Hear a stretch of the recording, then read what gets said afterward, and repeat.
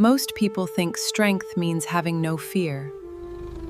But real strength begins when fear appears, and you refuse to let it lead. In the fool's journey, the strength arrives after victory, revealing that conquering the world is easier than mastering the storm within. The lion is not an enemy. It represents anger, insecurity, impatience, desire, and every emotion demanding an immediate reaction. Beside the lion stands a calm woman.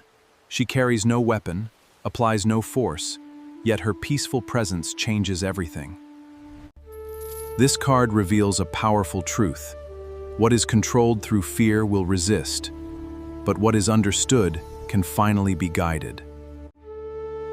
Strength appears when you pause before replying, rise after disappointment, forgive wisely, and protect your peace without guilt. But false strength hides pain, tolerates disrespect, forces confidence, and pretends nothing hurts. Silence is not always courage.